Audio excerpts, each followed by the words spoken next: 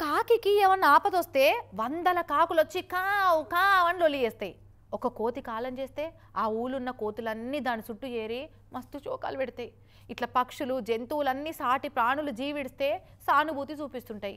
కానీ మనుషులల్లో మాత్రం రాను రాను ఆ గుణం కరువైతున్నట్టే అనిపించబట్టింది. అగో చచ్చిపోయిన మనిషిని కులంలోకెళ్ళి ఎలేసిరట. గా సిద్దిపేట జిల్లాలో ఒక ఊరోళ్ళు ఎంత దారుణమో చూడుర్రి. ఊర్ల పంటి కుల బహిష్కరణలు ఊర్లకెళ్ళి ఎలేసుడు కామన్ ముచ్చటే. కానీ ఇగో సచ్చిన మనిషిని కులంలోకెళ్ళి ఎలేసిరటనుల్లా ఈ ఊరోళ్ళు.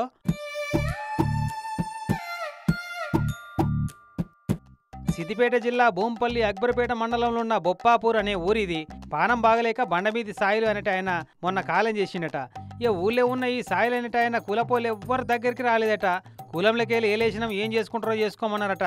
కనీసం పానం పోయిన మనిషిని కిందికెళ్ళి లేపి పైన పెడదాం, లేపిగా సల్లటి పెట్టెలు పెడదామన్నా ఒక్కళ్ళ దగ్గరికి రాలేదట. భూమి మీద చనిపోయిన శవాన్ని లేపి కూర్చోబెట్టుకున్న మనిషి కూడా లేడు. ఆడోళ్ళే అటు ఇటు పొర్రించుకొని చేసుకుంటున్నారు. మరి దీన్ని మమ్మల్ని కులం బహిష్కరించిందని చెప్పి అందరూ బహిర్గతంగా చెప్పుకుంటున్నారు. వాళ్ళు మేము ఫోన్ చేస్తే కూడా కుల బహిష్కరణ చేసినాం, మేము రాము అని ఖచ్చితంగా నిలేసి చెప్తున్నారు.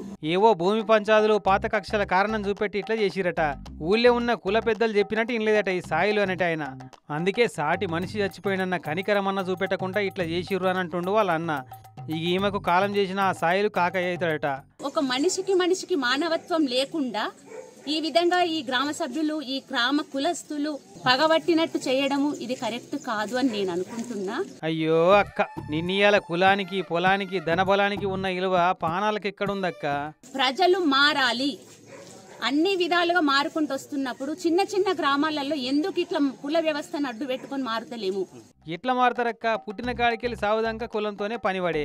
ఆధార్ కార్డు ఉన్నా లేకున్నా నడుతుందేమో గానీ కులం కార్డు లేకుంటే కష్టమక్క. పెండ్లికి సావుకు చదువుకు సర్వం కులమయమేనాయే. ఎట్లా మారుతుందిగా?